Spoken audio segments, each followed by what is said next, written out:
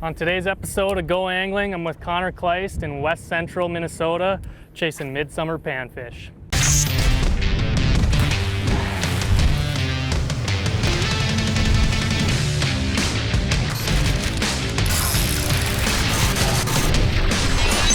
In-depth outdoors, go angling. Brought to you by Gander Outdoors.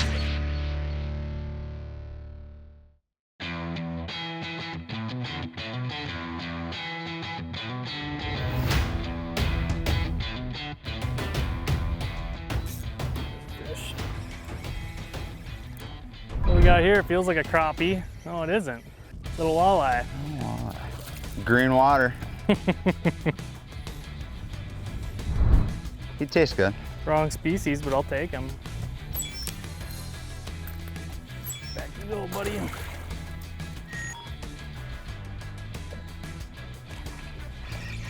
Fish on. Fish.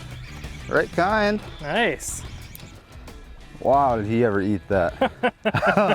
That's a 4-inch jackal going straight down its throat. Jeez. And you just feel the tick Yeah. there every time, but wow. Get her back. I might need a tweezers for her. Yeah, I got one for you. Perfect. Thank you.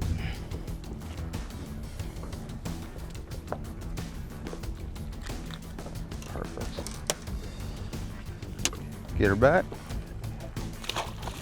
Where there's one, there's got to be more, right? That's usually the summertime pattern. There's one. Hope he tipped off his friends. Yeah. Switched over to the jig and plastic. Connor had a couple. I was throwing a crankbait earlier and figured I'd give that a try. Little guy, but hopefully there's more of his friends in this school. I'm gonna spot lock us here and see if we can't pick off a few more. There's a fish. It's a crappie. Yeah. Jumping crappie. Come here, buddy. Just choked it. Nice fish. Yeah. Pop her out here. There we go. Shallow water, green water, middle of the day, but fun anytime you feel the tick. Oh yeah. Oh. That's just on that 4-inch jackal, 1/8-ounce jig. Yeah, the old crosstail. That's a good fish catcher. Yeah. A lot of species. Summertime in the weeds, you really don't know what you're gonna catch. That feels, oh, it is a crappie. There we go. Nice. Thick, tall fish. Oh yeah. There's one. Bingo. I think we're on a pot of them now. Not as big as yours. Nice fish. Fire him back.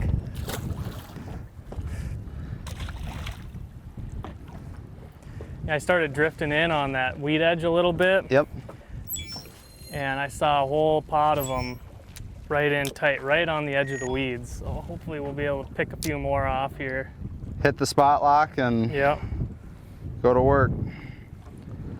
It's the nice thing about these summertime crappies is they get pretty schooled up. Hey, that's a good one. Yeah, it is. Come here, buddy. Whoop.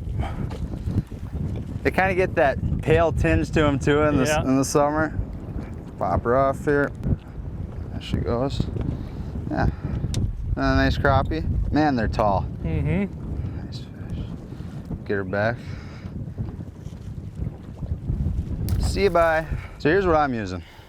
Using a 4-inch jackal, kind of purple shad in a sense, with the 1/8-ounce white VMC jig, and really just kind of casting it out, giving it a few seconds, letting it fall, get close to the top of those weeds, and just slowly bringing it back. A lot of times as your bait's falling, you're gonna feel the tick, and usually that bait's down its throat. So see if we can get another. Hey, there's one. Hey. Another shaker crappie. There we go. Just hanging out right on that weed edge. Basically the spot we're fishing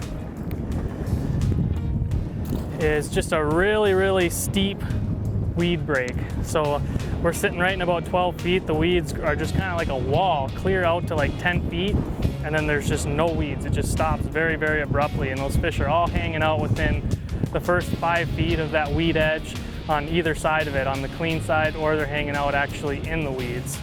And one thing that I really think is important when you're casting light baits like this for crappies, or if you're throwing a marabou jig for bass, is using really light braided line. This is a Suffix nano braid 6-pound test, and you're able to cast super light baits really well. And then I'm pairing that with a 7'2" medium light TCS rod from Okuma. And the good thing about this rod is it has kind of a whippy tip, so it works great for throwing like hair jigs for bass or really light tackle like this. Has a really good whip action to it where you can launch those baits a long ways. And we're not having to deal with it too much right now because we're casting into the wind. But if you didn't have this wind here, being able to cast a long ways is really important. Where's one? You got one? I do. There we go. It's a nice one. Yeah, not bad. Still on that plastics, but wind pounded in here, and like you said, right on the edge of the weeds. And right. Yeah. See if we can get a bigger one. One other thing, when you're fishing light tackle like this and you got a decent wind blowing, it really pays to position your boat so that you're casting with the wind. You don't want to be doing a drift where you're having to cast across wind up onto some shallow structure. If you can drift right over where that bait needs to go, it really helps, because as soon as you start casting crosswind, you end up with a huge bow in your line, and it makes it really, really difficult to be able to detect any bites that you have, especially with light tackle like this. And that goes for any type of fishing that you're using light tackle, not just for crappies. Could be for walleyes, could be for anything. So it definitely pays to try and position that boat so you have zero bow in your line and you have a direct connection there between your rod tip and your bait. There he is. That's not a crappie. Need a net? Oh, it's a walleye. Want a net? Oh, I'll just hoist him here. Kind of a broken backed walleye. Still catching them on that jig and plastic, both walleyes and crappies, pretty much all day today. Both of them are using the same weed edge, and it's just been a lot of fun. This time of year, especially you get really stained water like this, going up to those weed edges, there's always going to be some population of fish to catch up there. But that's it for us today. We'll see you next time. For additional content related to this video, check out these videos, and don't forget to subscribe to In-Depth Outdoors and Gander Outdoors so you'll never miss a new video.